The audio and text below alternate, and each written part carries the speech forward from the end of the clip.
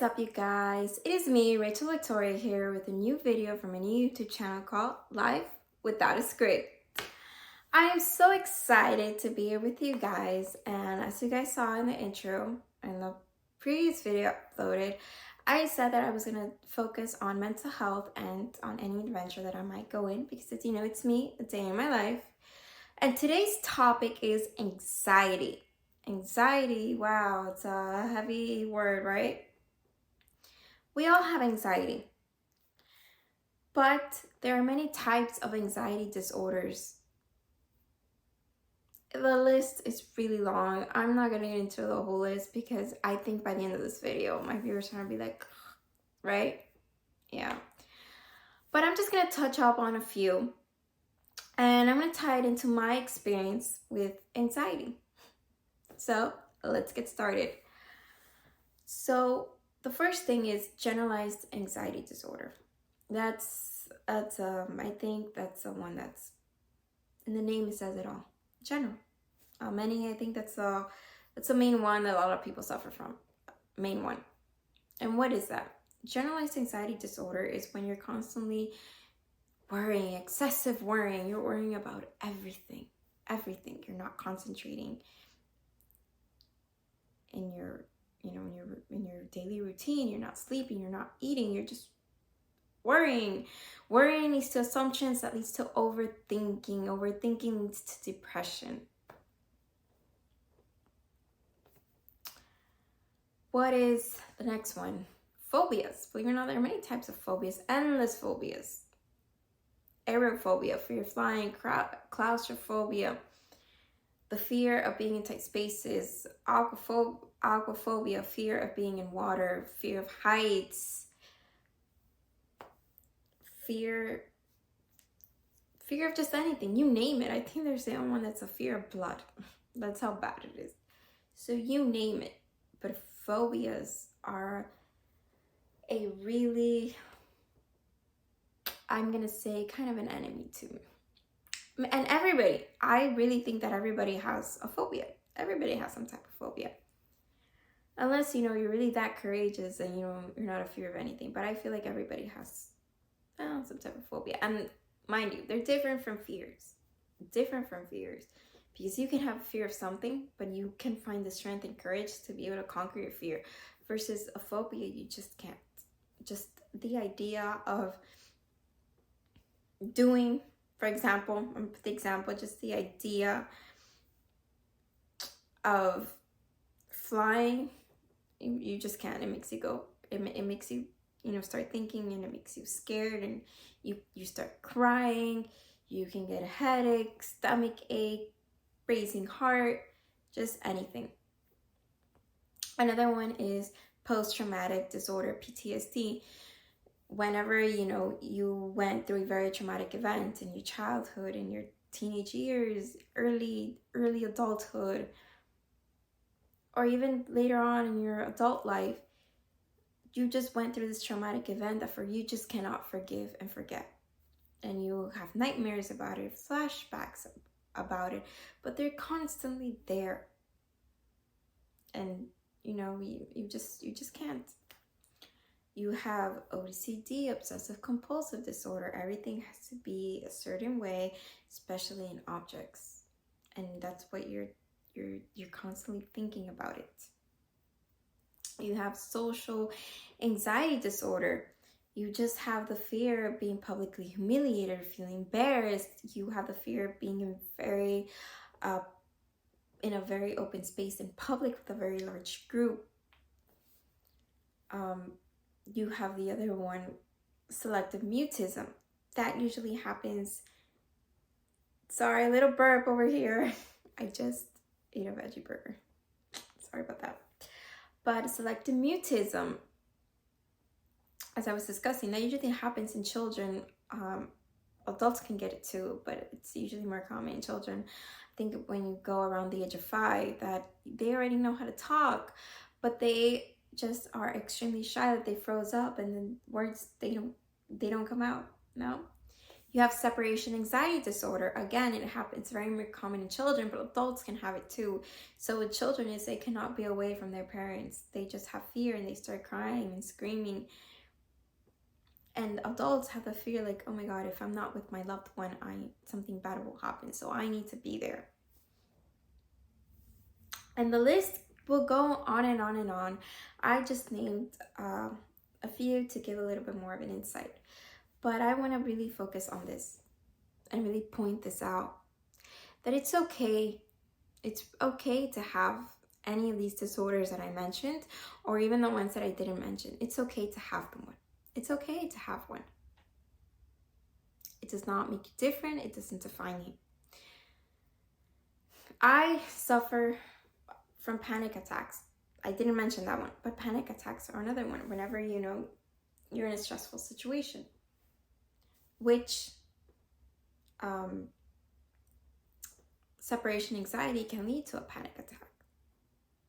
So I suffer from panic attacks, and I suffer from generalized anxiety disorder. And you know what? And I'm okay with it. I accept it. I have it, and I learn how to live with it. And it's okay. Really. But you know what? There's so many ways. There's so many things that you can do, because your body knows, you and your mind knows when your body is going to go into your anxiety mode. You know it. You know the symptoms that starts, because that's another thing. Everybody has different symptoms. So you know the symptoms that you get when you go through it. But let me tell you one thing. It's okay. When your body goes into it, it's okay. But the thing is, the key is, don't let it come into your body, ruin your day, and take over. There's so many things that you can do. Read. You can go out you can read a book. You can exercise, gym, bike ride, jog, walk, listen to music, go out for a drive, take yourself out to have, dinner, lunch, breakfast, name it. Go hang out with your friends, go skating. Heck, if you have the money to do so, get on that plane and go travel. Immediately focus, go and do some homework, go and do something for work. If you need to vent with somebody that you trust, family member, your partner, your friends. There's so many things, so many endless things that you can do. Yoga really helps to release the stress immediately. Endless things that you can do, and it will help. And also breathing exercises helps too, a lot. And you know what? It's treatable, because not only can you do any of those things, but you can also go to therapy. Therapy is very important, and therapy helps you. Mind you, it doesn't help you not have it anymore, but it just helps you live more with it and accept it. There's many antidepressants, anti-anxiety depressants that you can take. There's endless things that you can do. I suffer from panic attacks. I rarely get panic attacks, but I get panic attacks when I'm in a very stressful situation and I just can't breathe. My body shuts down. I can't breathe. And my mind shuts down too, because I can't listen to what you're telling me. My legs start shaking. My face gets all red. I become a mess. But you know what I do? I get my inhaler. I use it. And like a good 10 minutes later, I'm okay. I am better.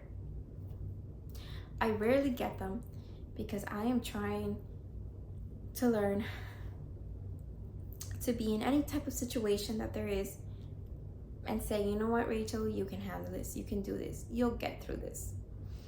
Also, my generalized anxiety disorder, I have it too. I was diagnosed with these disorders when I was 14, very young. When I was told that what I have, I did not want to accept it at all.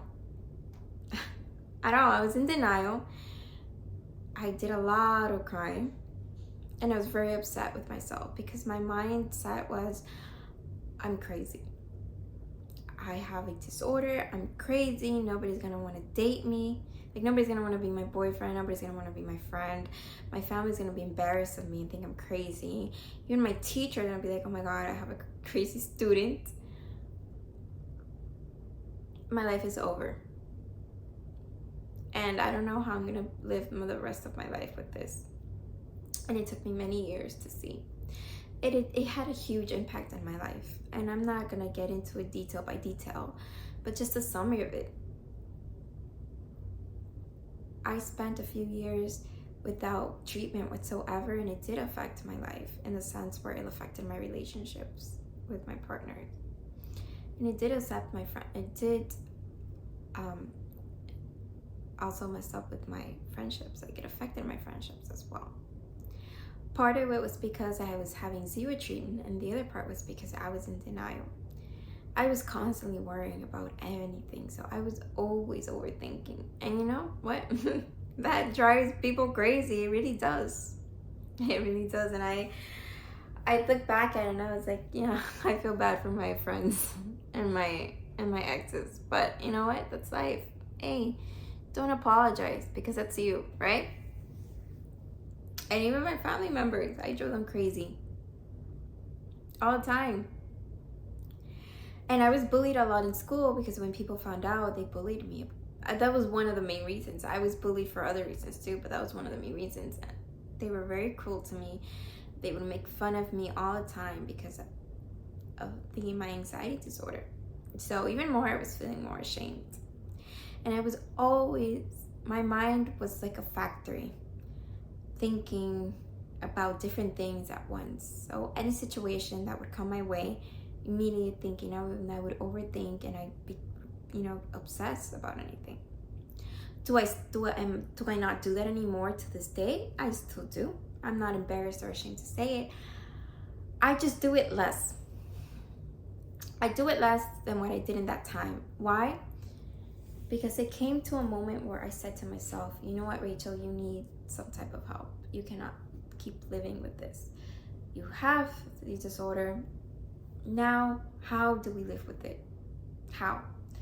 I started going to therapy.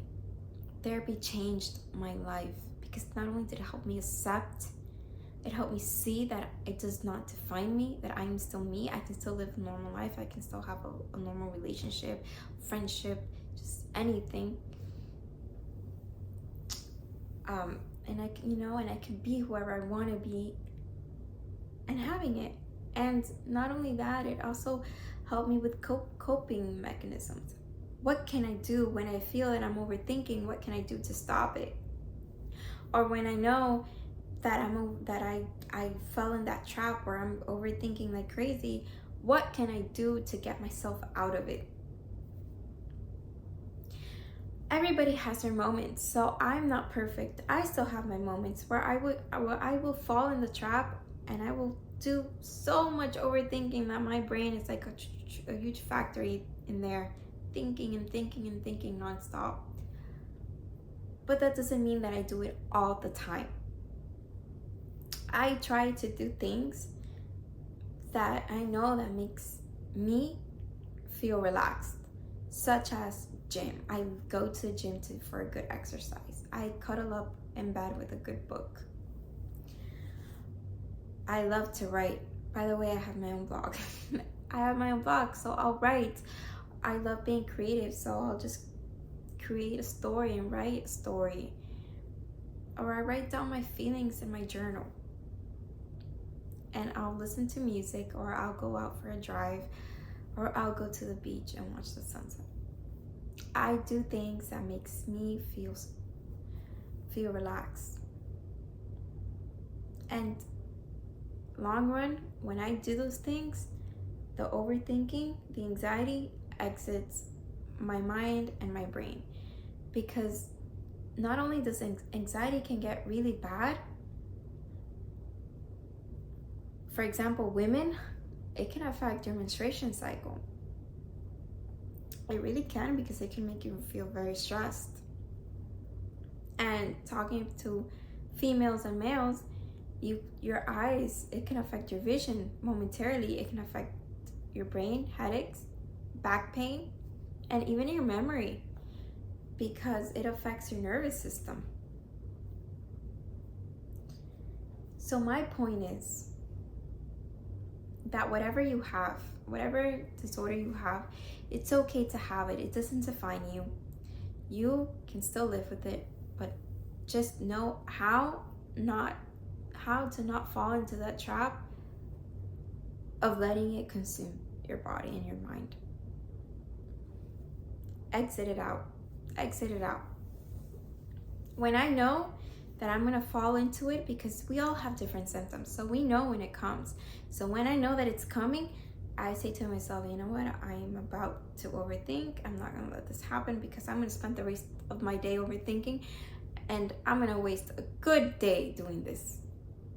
And I start doing the things that make me stress-free. I also do yoga. Yoga really helps. So you can do whatever, as long as it makes you happy and you know that it relaxes you.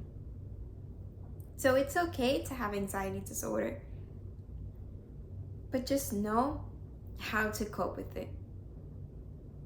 And if you don't have it, understand people that around you that may have it. So when they're driving you crazy with their overthinking, I know, trust me, I know it drives crazy. I know. But don't blame them, because at the end it's not their fault. But rather help them how to get out of that trap. And try to understand them and say, and tell them, listen, point it out to them, because that really helps. I really appreciate it when I get pointed out, hey, you're overthinking. So that way I'm like, oh my God, I am. And I step back from it. So point it out to them and say, listen, you're overthinking right now. You're going into that mode. We need to get you out of it, and help them get out of it. Understand them and understand what they have, but know that it does not define you. You are still a normal person, and you can still live your life a healthy way. So yes, I do my overthinking much less than what I would do. Again, I still have my days, because everybody does. I'm a human being with feelings. But I try to not let it come inside and consume me. So guys, I hope my story about anxiety, inspires any of you. And I'm so excited to be starting this channel. I meant to start this channel a while back. I just didn't have the proper equipment, editing, the right lights, the right camera. But you know what? It doesn't matter. I need to put myself out there, and I wanted to start this channel and share a day in my life with all of you guys, and just show how I live my life without a script. So thank you guys for joining me in this episode about anxiety. If you guys have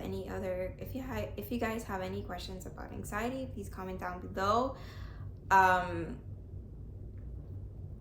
If I probably said something misinformation, feel free to correct me down below in the comments. Just positive energies. And for those of you that are watching and have any type of anxiety disorder, remember what I just said, and just have positive energies. And I'll see you guys in another episode. Bye.